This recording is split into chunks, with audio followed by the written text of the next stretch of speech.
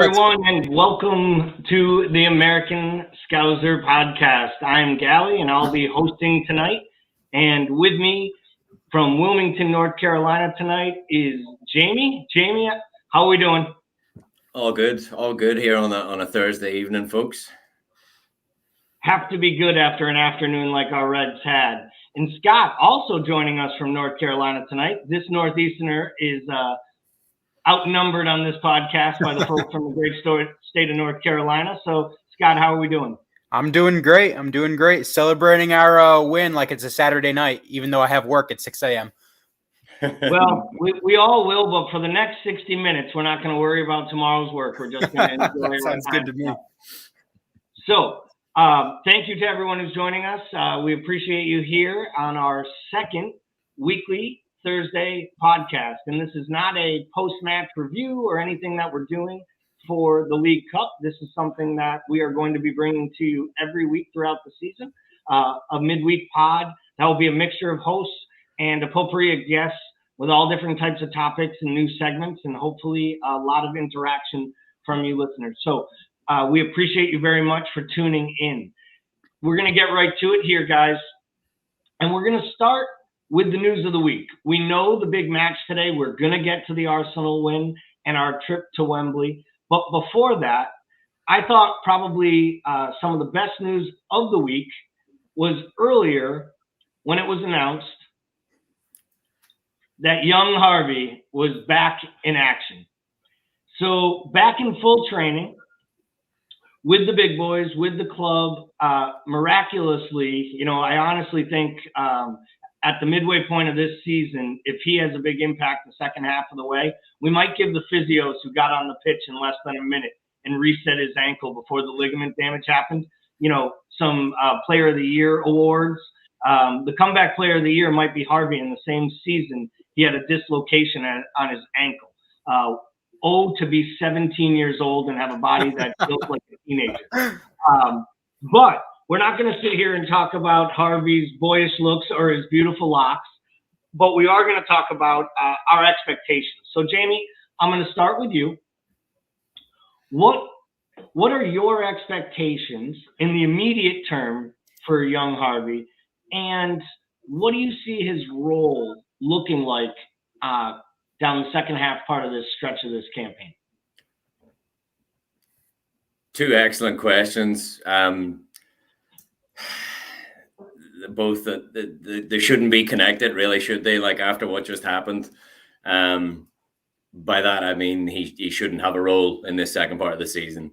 My expectations for him, I mean, listen, if you're a Liverpool fan, you've been on board for 7-10 years, 20, like some of us, our whole lives, like many older than me.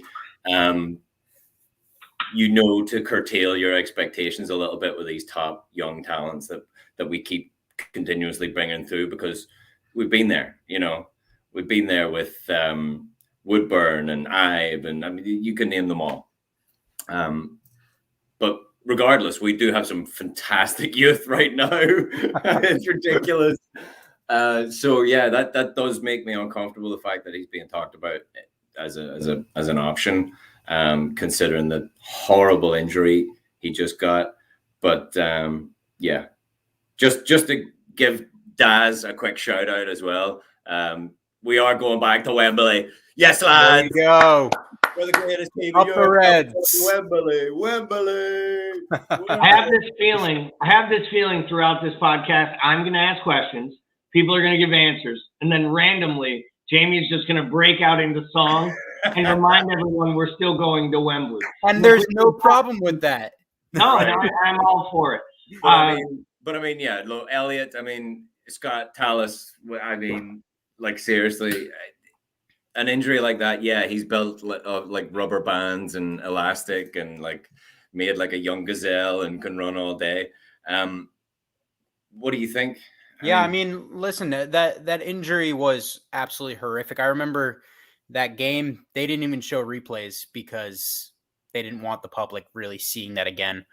For the medical staff, all props to them to get, his foot fixed up, his ankle fixed up as quick as possible, as well as his recovery. the fact that he's in, first team training in January is frankly remarkable.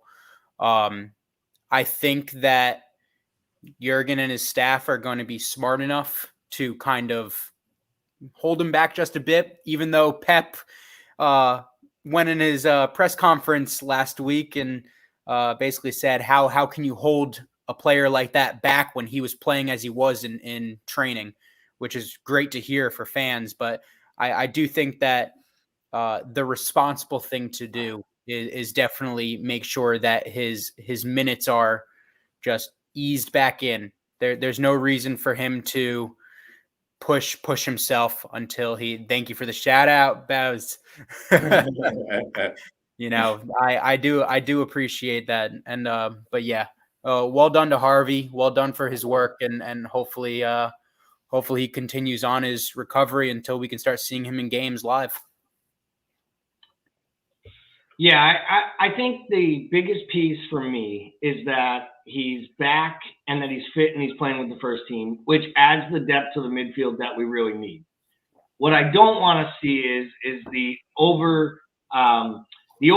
of a young lad. And I was worried at the beginning of the year that he was, almost going to be too heavily relied on at too quick a pace because of exactly what Jamie said. We've seen some other players flash out. We've seen players have injuries. Clearly, he beefed up in the offseason. His loan last year was just a brilliant sign. I think it's classic Liverpool management. They don't love loaning players out because they feel you can do better in the youth system and you can do better training within their ranks. But in a case like Harvey, he couldn't get what he got at Blackpool here, or at Blackburn, here. He needed to play against adults, and he needed to play against men that would kick him, and he could see the back. And I think I thought it was absolutely incredible. If you look back into the beginning of the season, the fact that he was starting. I mean, the man, the kid was playing, like you said, against men, and he was really showing himself prior to injury. I mean, it was really a joy to watch, and to take his performances in the beginning of the season and just know what can come, and then kind of tell yourself, wait a minute. He's coming off a really bad injury. We don't need to push him for him to get back to that moment, but eventually he'll get there. So here, I guess, is where I will push you then and ask you a question, Scott, because I completely agree with you, but it is now January 20th.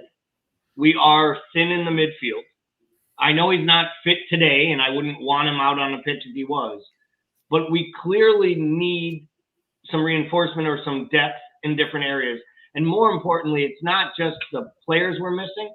We're clearly missing a piece that Harvey, I think, was there to fill on that right side to create. And would you say, and I love using my air quotes here, right, for anyone listening on the podcast, here comes the proverbial, will Harvey Elliott be January's new signing? Be a new signing. I guess that's the only one that we're going to be able to get this January, right? So if we're going to be able to go to sleep happy tonight, yeah, he's our signing for January. We recalled some people as well, didn't we? That's right. Yeah. Young Reese came back today. They just announced that they've recalled him from loan. So a second new signing. Yeah, a second new signing. We're just filling the coffers here. Yeah, well, so much for people saying we don't sign players, right? Just not under 20 years old. Maybe that's or over 20 years old, that is. No, I honestly do think the proverbial question, not to go too far with it, he will be a joy to add into that team. He will act like a new signing in first training when it comes to the fact that there's a guy that they haven't seen for months coming in and showing what he can do. It adds that level of, competitiveness to first team training, just something else for players to play against when it comes to their 7v7s, their 4v4s. And I think that can only raise everyone else's game. For him to actually come into games and, like you said, be that right center mid that offers some sort of creativity, some sort of flair on the ball. For as much as Henderson has done for us, and I am a huge advocate for his place in the team, flair is not one of his strong suits. And not to say that's a bad thing, but it's always important to make sure that you have a second option or a plan B, like we spoke last week. And it's really nice to see for the first time since Harvey's injury that there is some sort of plan B that we can use. Yeah. Yeah, and and another bright spot that's really, in my opinion, has really shown this week between the Brentford match and then again today, and we'll get to more of his performance later against Arsenal, has been the play of Curtis Jones. And, getting back on the pitch, getting back inside that starting 11, earning his spot, and really, I think making an argument that when Keita and Ox and himself and Thiago are all fully fit, that he is staking a claim that he feels that he has every bit, to be in that midfield trio alongside Fabinho, Henderson, or whomever else that Klopp is rolling out there. Jamie, what were your thoughts so far this week and what you've seen recently, Curtis, since he's been back from the COVID and from the eye injury? I mean, Curtis is another one of those young kids who's breaking through, who's just amazing. Like I was saying earlier on, like if you've been a Liverpool fan for 10 plus years, the wealth we place in youth development. And it's amazing. And I mean, it's difficult. Like Curtis is brilliant. I love him. Naby will come back and Boaz, tell me phonetically, type it in the comments if I'm fucking up your name, if I'm butchering your name, but how are we pronouncing? Is it Boaz or anyway? But like you're saying, we're missing Thiago as well. Mm-hmm. I mean, we are missing some depth in midfield. Curtis is great. He's had a tough time with injury. Yes, he got poked in the eye, and we joked about that last week, like kind of Scott was saying as well. Nice one, boys. Cheers. So, yeah, absolutely. It kind of ties in with Harvey as well.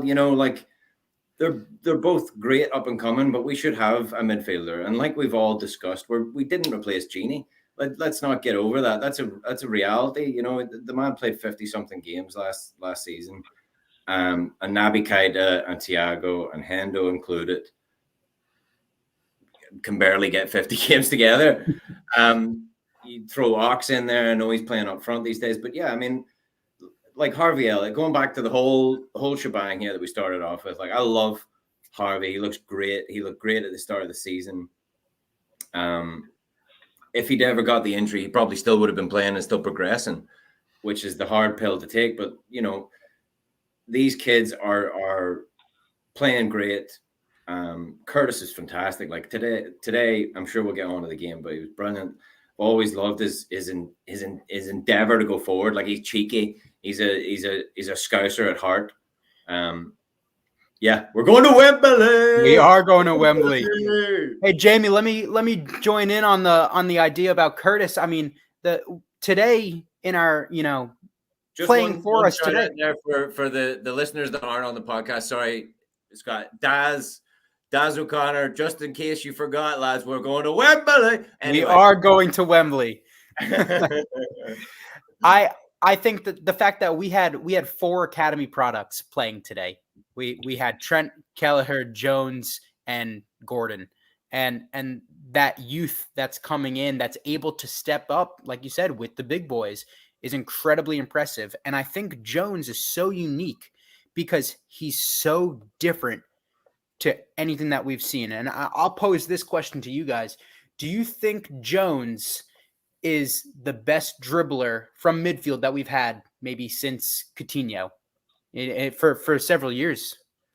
I think that's a tough one. I think that when there are different players on the side, I think when Ox was at his finest in the Champions League run before his knee injury, he was driving at players from deep in midfield as well as anyone.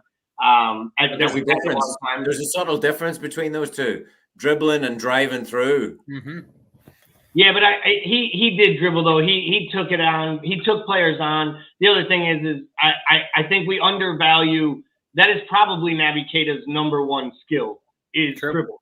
And, you know, when we've seen the class Naby Keita, right? The 2-3 touches and the ball's in the top bin.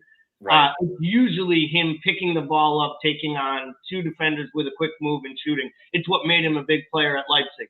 I love the question, but to Daz's point, we might have gone just far enough without actually getting to the crux of the tale for today, which was, of course, the match at Arsenal. So I want to talk here about the lineup to start, because there was a little bit of a surprise in there with young Gordon getting the nod. I will hold my comments on it for a little bit. Those who are in our Discord channel, you know, I was a little bit surprised and miffed, honestly, at the choice. But I'll share my reasoning behind that after. For those of you who don't know about our Discord channel and would you like information or want to get involved in a growing LFC community that you can talk all things Liverpool, feel free to drop your name or email in the chat and we can make sure and get an invitation sent out to you. So, Scott, let's start here with you. What was your initial impression with the lineup when you saw it, you know, come across your phone or your computer at work when you were avoiding not getting caught watching soccer? That's right. That's exactly what I was doing. I absolutely loved it. I actually gave a shout to Gordon last week, kind of nudging him to start against Brentford. That didn't happen, and instead he started against the better team. He started against Arsenal. And the fact that we are trusting a 17-year-old to start in a must-win game was incredibly pleasing to see. To be the devil's advocate, would there have been other options? Yes, of course. There's definitely more experience on the bench that inevitably came into the game, right? But for the fact that a 17-year-old academy product is coming to start a match that is going to lead to us, by the way, getting to Wembley, is incredibly impressive. And the rest of the lineup, the other 10, I think picks itself just based on who we have available as well as recent form in games. I liked it. I was a big fan of it for sure. And Jamie, what were your thoughts on K. Gordon getting a start in just his third appearance in such a big match and it being on the road in a League Cup semifinal?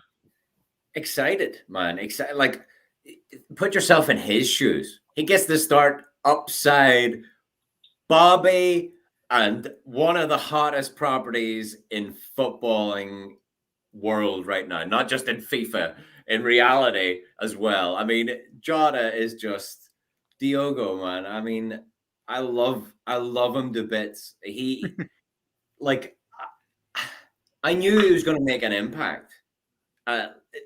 Almost an instant impact. Like I knew he was going to be good, but this is not good.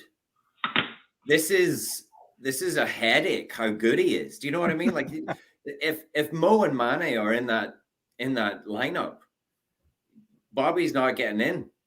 Or maybe Mane. Either way, do you know what I'm saying? Like he's forcing a top player out every week because of his drive, because of his skill level, his directness. I mean, everything about his play is concise. It's to the point. It's, I'm going to take my game to you and you're not going to do nothing about it. Yeah.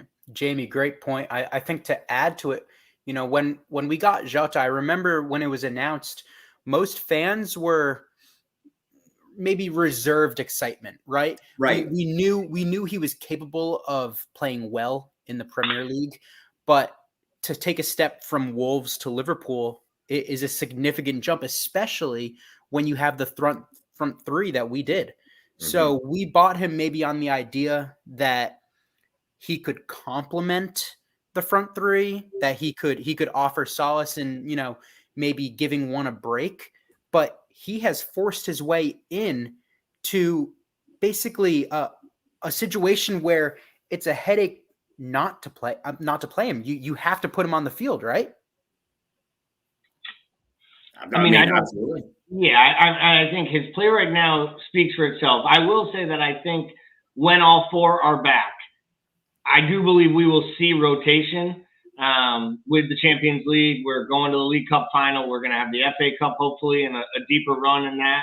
You know, something we haven't had in years past, right? Deep cup, domestic cup runs, which add to some rotation. I do think there are specific matchups where the big three of Bobby, Mo, and Mane will get the nod because of Bobby's pressing from the front and his ability to drop back and play a little bit of a different role. But I do believe that, Jota is going to play a major role through the rest of this campaign and years to come. I will say this. I think part of the fatigue with Jota when he got here from the fans and the unrest was that we had just gone through a year and a half of gearing ourselves up that Timo Werner was the perfect Jurgen Klopp foil. And that he was dodged a bullet there. You never know. He could have come to us and scored 30 goals in his first season. It's weirder things have happened. He doesn't look like a player in England to me. Nice to see our host has found his way onto YouTube to catch us tonight. Timuchin checking in with a hey from the airport on his way to New Orleans. I hope you and the family have a great trip. I think what we have to look at here is really where this team goes with the kids. And I think Darren makes a great point here. We love Klopp because he gives kids a chance. There's no point in having them in the academy if you're not going to push some lads through the first team squad. And I couldn't agree more. Now, I'll play my devil's advocate when I saw the lineup today. I thought that Kai Gordon earned his spot on the bench in the Brentford match based on his performance against Arsenal in those 10-15 minutes, and he was frank. I thought that he had all the right in the world to expect a start at some point down the road, maybe even that next FA Cup game, and continue to get bench performances and fight his way maybe even to being on the substitute bench when our players start to return from AFCON and when the matchups determine it. I don't think it sends a great message through the squad for a player that's 17 years old to get that start in that moment. I understand why Jurgen did it. And I also believe he did it because he wanted Taki to come off the bench, because I think he believes what Taki does is give you 20 minutes of energy and maybe a big finish at the end. And that if he has to play 70 minutes, he's probably going to be pushed off the ball. He's probably going to lose the fitness just based on his sheer physicality, which is kind of funny, right? Yeah. Say that a 27-year-old's getting run off the pitch. That a 17-year-old can stay on the pitch longer than a 27-year-old. But there are just physical differences in their attributes. I personally would have started Taki today. He took his goal against Brentford. I would have hopefully instilled the confidence in him off the miss last week. But I expect him now to start against Crystal Palace on Sunday. So I think Jurgen has these are multiple steps in advance, and we'll get to the Palace game. But enough on the lineup and young Gordon. I will say this. I thought he was invisible for the first 45 minutes, and the two times he touched the ball in the final third. He turned the ball over, and once he turned it over in a really critical spot that put both Matip and Trent in a little bit of peril. And that's what makes me nervous when you start the kid. It's not his talent or his ability. It's the pressure that comes with it in such a big moment. But he performed, and all for the kid. I'm so happy for him. It's wonderful to see the big smiles and the hugs as they come on and off the pitch. So let's go to a little bit more. Diamonds are made under pressure, Gally. The problem is in his two big pressure spots so far, he's fluffed his lines. I'm in complete agreement with you. It speaks to how we haven't got a decent backup that bridges that gap between excellent youth and Mo Salah, right? And that's a wealth of a gap, It is, and that was really where I was kind of going with the comments was that I think the pressure is there, and that's great. But when we look at it, right, we'll read tomorrow how wonderful the young lad played, because it was great. He got through the time, and he made no big mistake. Because we won. Correct. And last week, it was all on Taki for missing a wide-open net, and Gordon did it today, and he did it in the final 10 minutes of the Brentford game one-on-one with the keeper. it's not that the kid's not going to score boatloads of goals for us, and he's wonderful. But at the same time, this is one of those scenarios, and I think Boaz is getting it right here. Every one of these matches that happens that we roll someone else on the right, Mo Salah makes a little bit more money. But I don't have the energy to talk about Mo Salah's contract on a day when, and let's wait for it, we can't talk about contracts when we have something as blank as this graphic. Guys, I think we're going to Wembley. Wembley! Wembley. And there it is. Without the view of sight, we're going to Wembley on the 27th of February. We're the greatest team in Europe. We're going to Wembley. Wembley! And it is going to be a wonderful day, right? The Reds fans, it's been a long time since we went to Wembley to play for a big boy trophy. And I know it's just the League Cup, but it is a domestic cup that, confirms European places. I know we'll finish in the top 4 anyways. But to me, that still means something. Anytime you can win a trophy and take a winner's medal in to the trophy cabinet, I think you have to go all out. And it is nice to play a team like Chelsea. I'm happy it's Chelsea and not a Villa or the year that United or City ran through Brighton 6-1 after going behind 1-0.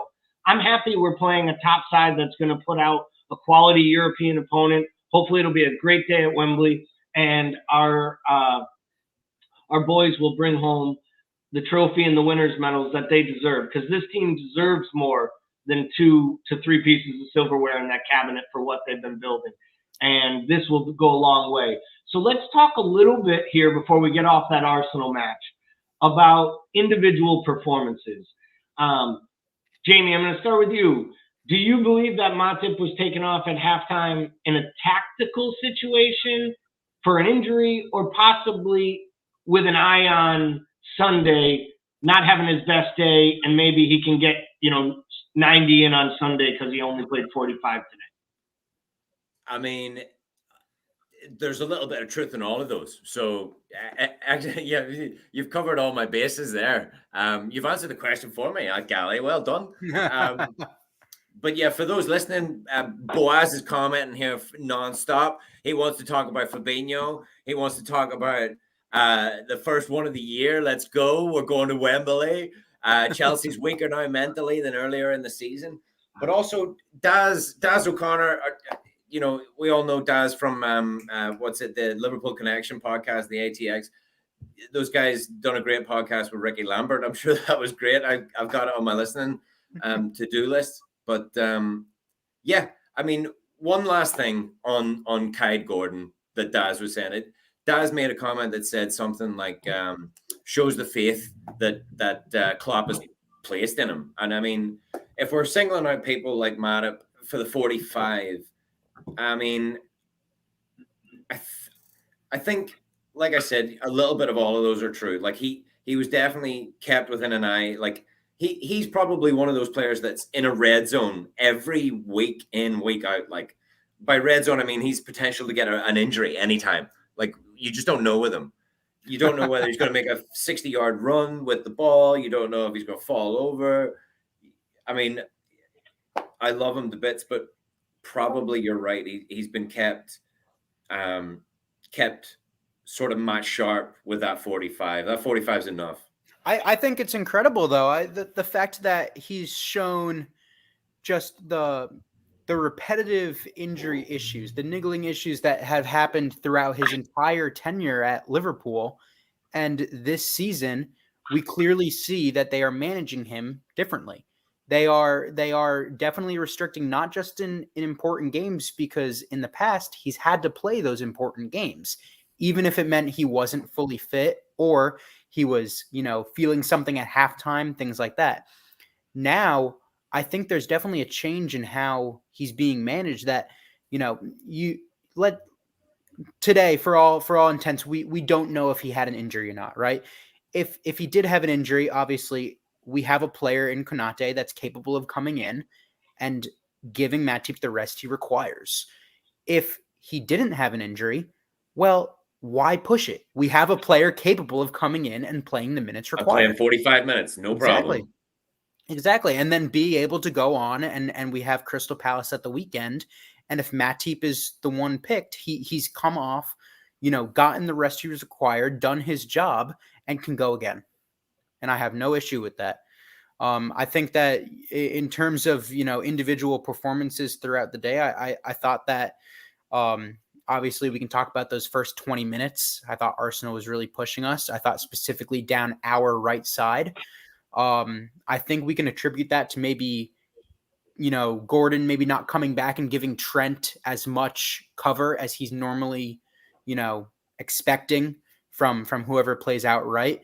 But, after those 20 minutes, we definitely found a whole lot more composure. We found possession, control, and frankly, maturity to ping the ball around and wait for our moment. And it came in that 20th minute when Trent put Jota through and Jota the Slota put it right in the net where he needed to. My God. I mean, we could spend another 30 minutes easily. We're at the 30-minute mark. We could spend 30 minutes talking about Diogo Jota. He's got 3 new songs out. I mean, the man, oh God. But here for Gali, do you want to read the Turkish Stallion's comment here? Yeah, we're going to bring that one up here and talk a little bit about it, because I do want to touch on Matip, Timuchin, our standard host, has commented here, having a healthy Konate to be able to come in and do that is great luxury to have.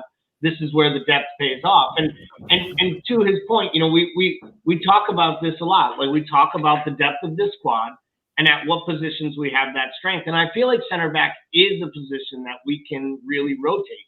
I think, you can give Virgil a day off if you have to now in a lesser match and not worry that you're going to have such a huge drop off between your number 2 and your number 3. And that also allows Matip, to Scott's point, to not play through a small little niggle in the first half that leads into, a slight sprain or a small tear that would have him out for 2 to 4 weeks. I mean, we do have to remember, and I'll knock on wood, my desk is made of wood, I got some. Matip was the guy that we'd wrap in wool and cotton every time he'd have to play 2 matches in a week, let alone make 3 appearances in 11 days or 12 days. So I think it's a great testament to the squad and to the depth that we've acquired at the back. I really feel we have that. We talked depth about is a dangerous word. We don't need to go down the purchase. We are not talking about transfers on this podcast. This is a transfer-free Thursday. I'm just saying we don't have depth. I mean, we think we have depth. We're difficult. Yeah. It's a difficult word right now. Dave, I love you. Dave Wheelock just says Jamie forever. I doubt it. Dave fans are coming out. My wife are the only ones. You're gonna have to send out all your thank you cards, Jamie, for all the people you sent messages to asking for all this love.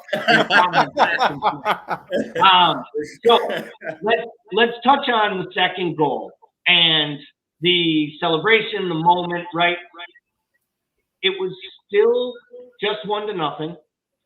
We were still looking at things, wondering, where this was going. At any moment, a counterattack, a bad mental break, and that was, we're going to extra time with the no away goal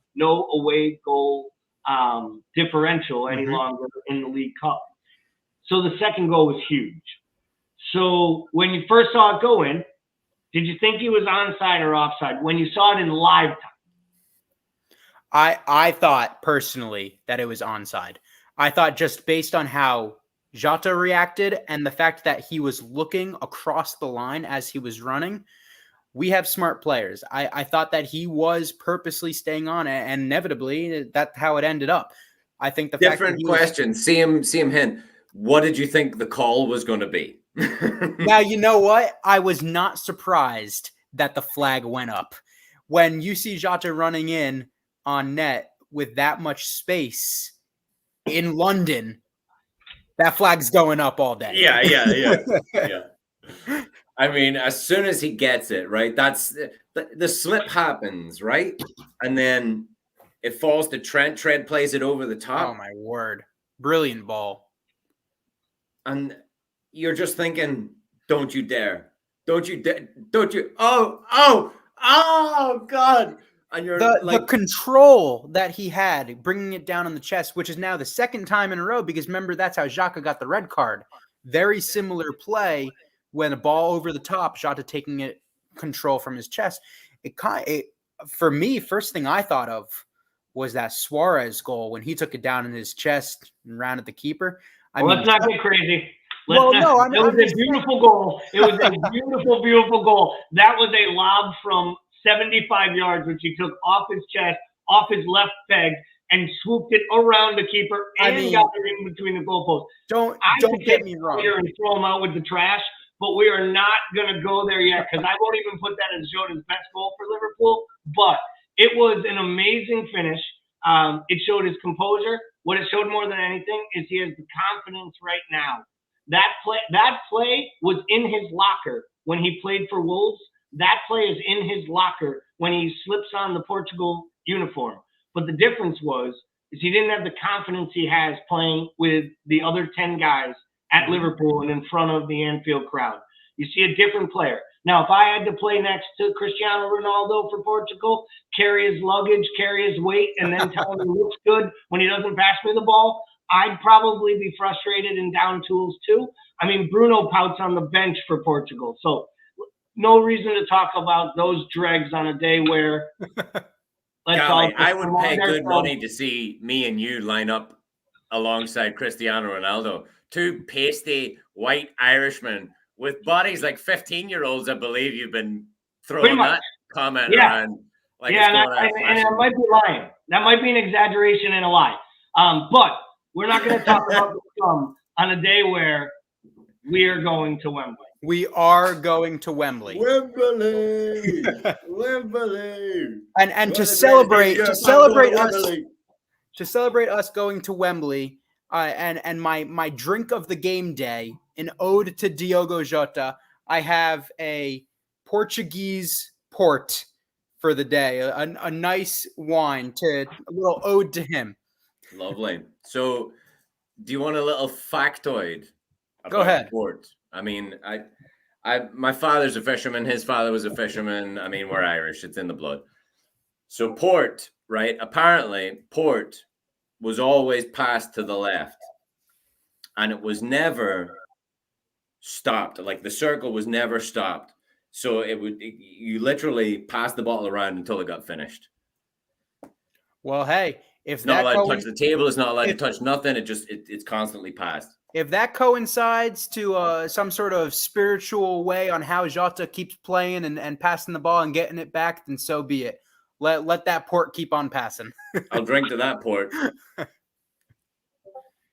And the glass is raised. Not drink to it as we're going to Wembley. So we're gonna kind of wrap up our discussion here on the Arsenal match. So final thoughts from the day, and let's have we can't move on before we at least acknowledge Darren came with footy and leave knowing more about port, which doesn't surprise me, Darren, that you came to the American Scouser podcast and learned about alcohol, because it's probably our second favorite thing to Liverpool Football Club. Number 9. We're going for number 9, boys. That's right. Well, before we go on to the final and what we think will happen, because let's not kid ourselves, I'm not going to ask you whether or not they are going to win, because I know your answers. Give me your final wrap up on today's match and just what your expectation is going forward in the final. Personally, I thought that the fact that we controlled the game so maturely, we were able to pick our moments and really dictate the speed of the game was incredibly impressive to me. Individual shout outs to players. I thought Kelleher's save, when you look back at that replay of that free kick, I mean, that was a world-class save that maybe if that came from the keeper on the other side, the news would be all over it, right? Absolutely. I think that Fabinho in the center, again, dominant as always. His last-ditch tackle on Martinelli again, another moment of the game that was incredible. And these small moments that maybe in the games that, you know, we see to a 1-1 draw or something like that, that we don't have those moments of brilliance, those individual moments of brilliance. We really need to appreciate more. And I think that, you know, shout out to those lads and shout out to the rest of the team because they got the job done today. I was incredibly impressed. Jamie, closing thoughts for you? Man, we're in the final. It doesn't matter what it is. You go out and win it now. We're in the final. Go out and win it. That's what Liverpool do. That's why Wembley's called Anfield South. That's right. That's why, you know, we're there. We're there to win. We're not there to play. This means more. I mean, seriously, look at this. For those listeners, we've won it 8 times. The League Cup. Let's turn it into 9. Let's keep the trophies coming in. More silverware. The job's done. You know, we're there. Yeah. We're going to Anfield South. Just got to finish the job. That's right. Yep.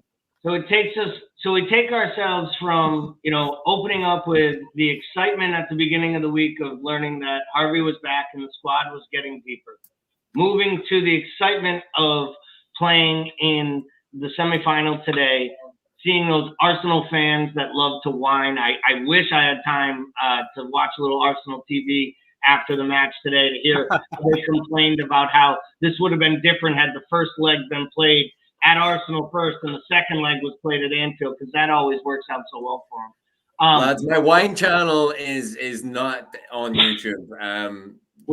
I'll give you the details.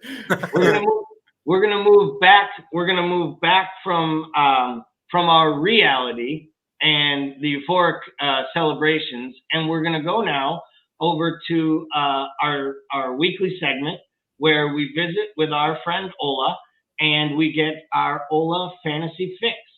So for all of our EPL fantasy players out there, Ola is going to be a contributor each week, and he's going to share his thoughts. And here is this week's video. So welcome to Ola's Fantasy Fix on your favorite podcast. And looking back to the double game week 22, it wasn't too bad at all. It wasn't too bad for me. Quite a few of the decisions I took paid off well. My wild card paid off well, except the only thing that didn't pay off was captaining Dennis, because that turned out to be a menace. He didn't score more than 2 points, and he didn't get to play the double game week because Watford got the second game against Burnley called off. But apart from that, it was not a bad game week at all. Looking ahead to game week 23, we're looking at getting in Bruno. Bruno is back, and he's not scoring penalties. He's scoring goals from open play. 2 goals, 2 assists in this double game week. He looks to be back in form, and it'd be good to get him in if you're planning on getting in a premium midfielder. And going forward, it might be good to get Harry Kane. Harry Kane, since Conte turned up, Harry Kane has been on fire. He has been doing well, and Spurs are in with a shout for Champions League spot. So Harry Kane with a goal and an assist tonight when against Leicester City, and I back him to keep up that good form. If you're looking for players to put on the bench, Chelsea defenders. If you have Chelsea defenders, man, this is the best time to put them on the bench. They've not been keeping any clean sheets compared to earlier in the season. So this will be a good time to put Chelsea defenders on the bench. And looking ahead to the captaincy choice, Watford are playing Norwich. So Watford have a good chance to score some goals against Norwich. But beware, Norwich can put out a shock result. Just ask Everton in the previous game week. But it's very rare for Norwich to keep a clean sheet. So if you're looking for a guaranteed captain who probably will get goals, maybe let's go back to Dennis, the menace. So that's the fantasy fix for this week. And join me next week. And another thing to keep in mind, my final tip, there's a blank game week coming up. So if you're going to buy players, make sure you buy players who will be playing in that game week, because Chelsea won't be playing that game week, and I think maybe Crystal Palace won't be playing either. So probably best to avoid buying any players from those clubs. That is Ola signing off on his fantasy fix, and let's make your fantasy a reality. All right. Love And it. we thank Ola. Love it. We thank Ola for his video and for taking the time to put that and produce it and send it over to us each week. And we're really excited to see how he does as the season progresses. So all three of us are fantasy players. This is a little bit of an odd week. We had a double game week that led to the fantasy match week not ending until this Wednesday after I think 15 or 16 days. So for many players, it took 16 extra days to see that red arrow pointing down in the overall standings. But I think Scott had a good week, if I remember seeing some comments correctly. So Scott, how did your fantasy week go, and what are your plans going into week 23? Yeah, my week was pleasantly surprising. I have said last week that fantasy is the bane of my existence. The fact that, every single thing I do, whenever I get rid of a player, well, that's the player that somebody else should pick up because they're going to get 2 goals that week. I did my wild card this week. I ended up bringing in a whole new squad, and 5 of my players got double-digit points, which was incredible. Side note. Muchin jumps in with fantasy sucks, and I want to let everyone know there's some weather coming through North Carolina. I think there's an ice storm, and I got a message from Jamie. He did not just bow out because we were talking about fantasy, and he didn't want everyone to find out how terrible he did last week.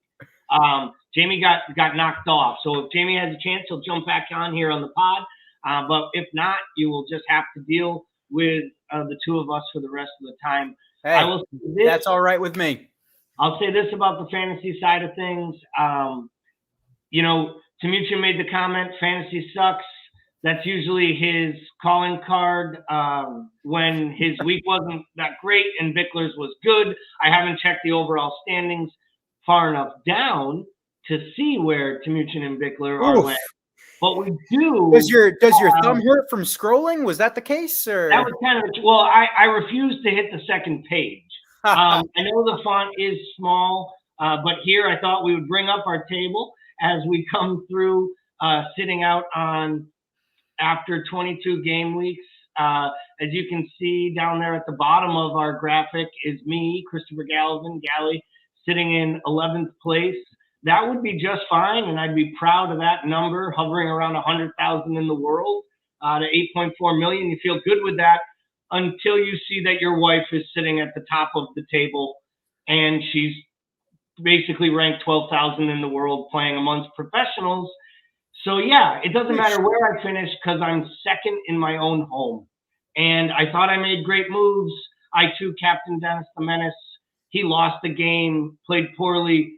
She brings in Bruno and captains him, and he remembers that he can play without Ronaldo and scores 23 points on a double match week. So little shout out here to Matus, who has helped us tremendously at AmericanScouser.com. On our website, he has told me his goal was to beat me. He's within 7. So like my wife, he will quickly be ahead of me and probably talking trash on a daily basis. So to Ola's point, for all of you trying to make your fantasy your reality, my reality is finishing second really, really stinks. Now I will say that fantasy is a lose-lose situation because regardless of who you get that week, there's always a sliver of, thought in the back of your mind that says, oh, well, the guy that I didn't get is going to hit 2 goals this weekend. And inevitably that's what happens. The one who you almost press the button on ends up, welcome back, Jamie. Welcome back. Sorry, guys. There's supposed to be an ice storm or something hitting Wilmington tomorrow. So the internet just cut out and that was enough to kick me off. I'm sorry. I will say that, like I said last week, whoever I get rid of is who people should pick up because they're inevitably going to drop some points big time. I'll let people know that I got rid of Lucas Moura for next game week. So if you guys want to go ahead and pick him up, I'm sure that he may get a hat trick. We are going to Wembley. We are going to Wembley. I'm never going to stop singing, lads. I mean, Kamuchin joined in halfway and said Jamie's own started singing. Jamie started singing out the gate. Jamie was born singing. Ask my wife, she'll tell you. She's probably trying to sleep next door. I'm waking the fucking neighborhood up. Like, we're going to fucking Wembley. Mickey Mouse Cup or not, I couldn't give two fucks. Silverware, baby. My favorite part, Jamie, is you're waking up the neighborhood at 5:30 in the afternoon on the East Coast. At 8:50 on the East Coast. It's my favorite part. Your whole neighborhood's sleeping, and you're screaming. And I can see it whether it was daytime or not. So let's transition away from the fantasy. Like Dad said, we moved to reality. We're going to Wembley. But before we get to Wembley, we got to keep this press on in the Premier League. You know, we know the challenge to get to the top of the table is a daunting one, and maybe one that is too high of a mountain to climb, but we're not going to not give it a go, right? So that starts with this Sunday, 9 a.m. on Peacock against Crystal Palace. So we have, with the 10 minutes or so we have left here, I thought we would do a little bit of a preview to that match. So why don't we start with you, Scott, and focus mainly on any rotation you might think you might see, players that you might think that we might see get a start come Sunday in the match against Crystal Palace in the league. Yeah, I think you mentioned one that I believe is likely to happen in Minamino getting the start, maybe potentially over Cade Gordon. I think that Crystal Palace is generally a more physical team, a larger team for sure. Not to do any disservice to their football, because frankly, they've been playing quite well under Patrick Vieira. So I do think that we will need to bulk up the team, maybe stronger than Cade Gordon. And again, that may even be stronger than Taki. But I think that you will likely see the same back line, obviously Allison coming in, but the same back line and the same midfield. I believe it will just be that one attacking spot that's up for grabs. If Ox is fit, it would be very interesting to see if he comes back in that starting lineup like he did against Brentford. And Jamie, how about you for possible spots that you see freshening up where rotation could be a benefit? I'm just going to turn it right back on you, Gally, mate. I want to know where you fall on the Matip Kanate deal. Like, you asked me the question, was he subbed on? What's your take? I want to know who starts for you. So I think there'll be a few pieces of rotation in this match. I really do. I know they go into an international break where not every player will be going away, which is great. But all the time, I always worry during those breaks. I always do as a Liverpool supporter. So I don't mind a guy getting a rest. I could actually see Tsimikas getting a run out at left back, though Robo is in really, really fine form, especially in the Premier League. Are you doing what Scott done last week and dodging my question? Dodging Timuchin's question? Apparently there's no dodging questions here. So you got to say it. You flipped the question to me about what I thought for rotation. So I started with who different wise. On Matip. I think Kanate will start that match, but I think Kanate was starting that match either way. And I do think there's probably some form of a tweak or a feeling. He didn't look right to me the entire first half, Matip. He didn't look comfortable on the ball. He had that weird clearance where he flipped the ball back into play instead of just kicking it out of bounds. But that's him. A little bit off. And he looked to me like he was carrying something when he was running at times. So if that's the case, then I think he gets wrapped up in woolen cotton and put on the shelf for another match. I think that you could see Kanate in there. I think you're going to see James Milner start in the midfield for Henderson. I don't think starting Hendo 3 times in 11 days or 4 times actually in 11 or 12 days is a really wise and thing that Jurgen Klopp is going to risk doing. I think when your depth in your midfield is wearing thinner and thinner, I think you have to make sure you protect some of those players. So I think we'll get a start here for Milner. Excellent shout. Yeah.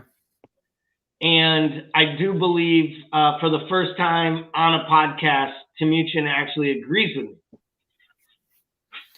Yeah, Timuchin says, I agree with Gally. I think that he was hurt and could not just play through it, so no way we put him in there to start. And I'm happy someone else read it. So now it is actually fact. I didn't just say it and make It's it in up. black and white. It's there for good. The internet has proof. I think that Matip is interesting because every game you watch, he kind of looks like he's injured, right? You know, how he runs and how he presents himself on the ball. It never looks comfortable, but for sure, maybe even to his gangly standards on how he runs, it looked a little bit off. If Konate does come in, I really don't think that we will be losing quality to our center back. I do think that they have a different playing style. And frankly, when it comes to how Crystal Palace plays, it would be smart to play somebody who has a stronger presence or a higher press in Konate for sure. Have you ever listened to the Peter Crouch podcast? Where he gives defenders names and like strikers names. Like for me, Matip looks like a giraffe trying to fight with himself. Konate just looks like a rhino on steroids, on stilts, and a rhino that ate an elephant. So we have a couple minutes left, and we're not going to let you get out of here without giving us a prediction that hopefully by next week you will be right on, because I'm assuming you're going to tell me that we're going to get a victory. Hopefully you don't get the score right, so there's something we can poke fun at, because that is what we like to do as hosts at American Scouser. So Scott, first you, my friend, what are you expecting for the scoreline and your big takeaway coming into this Crystal Palace match? I will say last game I was correct on my prediction to a clean sheet, and that will be my prediction again. I think that our defense is looking tighter, especially with Allison behind that standard back four. I personally do think Robertson will play just based on his current form and the fact that he wants to play every game. He's up for it. I think that there's no reason to stop him going. So I do think we get a clean sheet. I'm going to go with 2-0. And I'll be as specific as saying 2 Bobby goals. Okay. 2 Bobby goals. That's right. You heard it here first. I'll agree with Scott on the 2-0, definitely. But I'll go 2 Diogo Jota goals. Give me some slaughter Jotas. Guys are all out on scores and telling me who's going to score them. I'm not going that far. I'm going to say this. My prediction for my score line is going to be 3-0. My prediction, right, is that we're going to have that Crystal Palace will actually throw a party when they find out that Sadio Mane won't be there. Since August of 2017, we have played Crystal Palace 9 times. And to quote the great principal Ed Rooney in Ferris Bueller's Day Off, that's 9 times. 9. And he scored in every single one of them. Incredible. And it's funny you say 9 times because we're going to win the cup 9 times. 9 times. And I really mean that. I saw that today and I thought to myself, man, Mane must have literally looked at the Africa Cup of Nations and thought to himself, the only saving grace if somehow Senegal doesn't get out of the group stage is I'll be back to score 5 against Palace. But unfortunately, he won't be here. But we record 9 times. Will be going to Wembley. We will be winning that trophy for the 9th time. That's to right. all of our listeners here tonight, I want to thank Scott and Jamie for joining. All of our folks who commented on Facebook, on YouTube, who joined through different areas, the folks listening on the pod, people in Discord, we appreciate you all very much. Please like, share, remind people that we're doing this Thursday night. And we'll be back on Monday to preview the match on the weekend and get ready for next week's upcoming matches and talk a little bit further about maybe wrapping up this terrible January transfer window and where and what we will be focusing our Liverpool angst and energy towards as we wrap out and march on, hopefully, towards our 9th Mickey Mouse Cup. Thanks, everybody. Wembley. Up the Reds. Wembley. Up the Reds.